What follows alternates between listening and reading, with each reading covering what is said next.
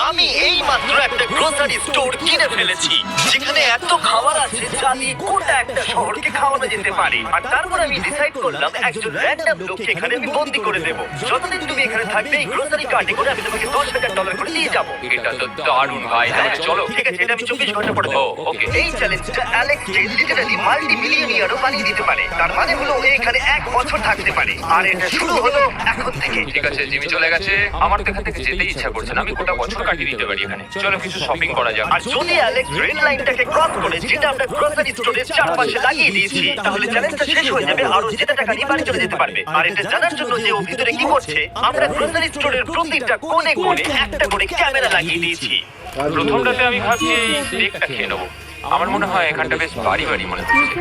Grocery স্টোরের এই কোণটা বেশ ভালো। আমি যদি এরকম খাবার প্রত্যেক রাতে পাই, আমি এখানে গোটা বছর কাটিয়ে দিতে রাজি। প্রথম রাত কমপ্লিট। কাল সকালে দেখা হচ্ছে। এখন 24 ঘন্টা হয়ে গেছে।